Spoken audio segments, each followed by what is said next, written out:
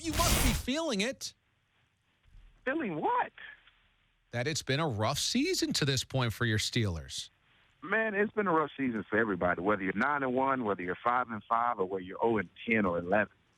The NFL health protocol is not something that a lot of people quite understand because if they cared about us at all, it wouldn't be Thursday night games. You got two games in 5 days, as brutal as this sport is, and on top of that, all these protocols and stuff. I mean, we're at a place now where doctors tell you how you feel, not how you physically feel.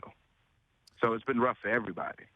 That's interesting. Did that change over the course of your career, doctors telling you how you feel? Because I feel like that's also something that may have happened, in the 70s and 80s and eras of bygone football as well. Yeah, it is. It is. That's the biggest difference in today's NFL. They're more cautious in terms of from the neck up, in terms of protecting your brain because CTE and concussions has been one of the major things. But if you look at everything else, legs, arms, body, torso, you could take a pound in there and they just like, oh, okay, you're okay. You'll be back in 2 to 6 weeks or 3 to 4 weeks or what have you, because the biggest focus has been on, and all the studies have been on the human brain, the CTE and the scans and the concussions. But anything from the neck down, you're fair game. Well, so it kind of sounds like you feel like you're better than the injury reports would suggest. Do you feel like they're keeping you off of the field? I'm just speaking in terms of health. It has nothing to do with me. I'm just talking about league-wide. I'm talking about globally. This league now, it's physician enforced. You're not going back out on a field, whether you feel great or whether you feel bad, without a physician. The physician that saw you at the time of the injury releases you from that injury. Do you feel like players need to sometimes be protected from themselves? Absolutely, because this is a barbaric sport. Us as gladiators, we try to get out there and we try to play sometimes beyond our body's pain tolerance. And that's because, you have those fans cheering and roaring you on and that adrenaline is pumping. And once that adrenaline leaves, man, the pain creeps in. But, yeah, that right there is great from a physician standpoint when it's needed.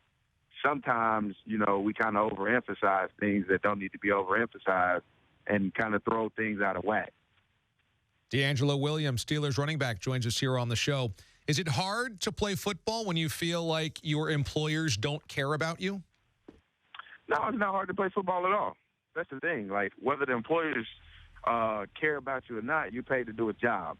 That's the difference between college football, high school football, middle school football. When you play for that passion and that love, when you didn't get those paychecks, when you get those paychecks, whether they care about you or not doesn't matter because they're paying you to do a job.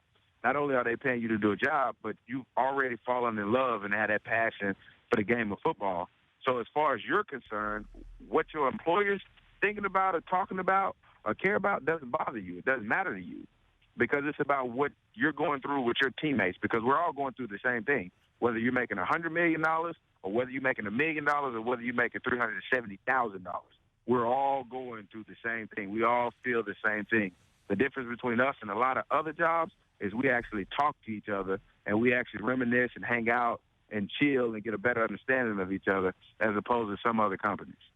So it feels like Thursday night football is inhuman. It can't happen. You guys cannot recover that quickly, and I think we see that in terms of quality of football on Thursday nights. Sounds like you don't like it as well. Has the Players Association thought about saying no more Thursday night football? Well, it's not that we can't recover that well. It's just that you can't talk on one side and scream safety, safety, safety, safety, and then have us play 2 games in 5 days. Is there a solution? Like you gotta pick one end of the spectrum, because you asking me to play a brutal game on Sunday, very physical game. That's what this game is. Very physical game on Sunday, and then be ready to play and give you that same product that I gave you on Sunday on Thursday night. Yeah, which is also the problem with an 18-game schedule, which is also the problem with another expanded round of playoffs. It feels like they keep squeezing more games out of this and saying that it's still about player safety, and that just sounds completely hypocritical. I'm guessing you guys feel the same way. Absolutely. You don't have to worry. As of right now, you don't have to worry about the 18-game season. You don't have to worry about the extension of the playoffs. You know what's keeping that at bay, or you don't hear much talk about that now, is because the ratings are down. So you can't keep saturating the market when the ratings are down, because that means they're just going to drop even more and you can't sell those packages. What do you think? Do you think that that's the reason that ratings are down, because of oversaturation? It could play a part in it. You know, I'm not sure. I haven't did the market analysis or anything of that nature, so I can't really speak on why the ratings are down. But I mean, there's a lot of stuff that played a part in this year. I mean, with it being election year, with the president, the debates were unbelievable. So that drew a lot of people watching them when it was football night in America sometimes. And, you know, you got other TV hit shows that are up and coming that people are watching. So there's a lot of things that play a part in what could potentially be why the ratings are down. But, I mean, that also stalls a lot of talks when you talk about an 18-game season and you're talking about an extension of the playoffs. Steelers running back DeAngelo Williams joins us here on the show. What's been the reaction inside the locker room since the election? It's been, hey, President-elect Donald Trump is our president.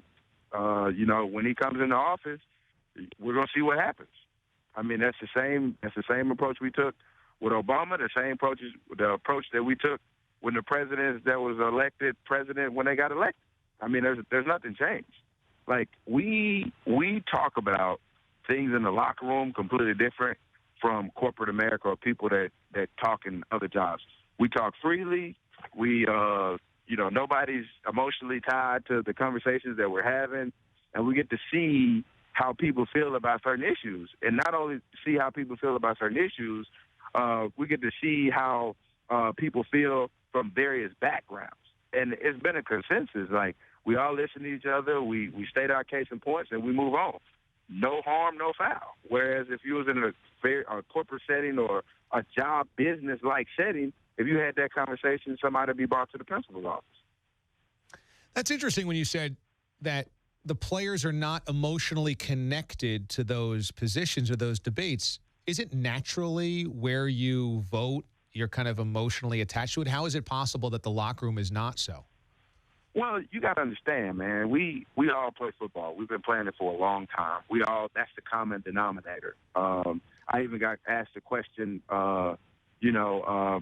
about the election in terms of, you know, how it affects the locker room. And I said, man, he said, they even brought in the color of your skin and things of that nature. And I said, well, football, we don't have to worry about that. Whether you're black, white, orange, green, yellow, a woman or a man, if you can play football, you can play football. If you can't, you can't. I mean, if you can't play football, it's going to fix itself.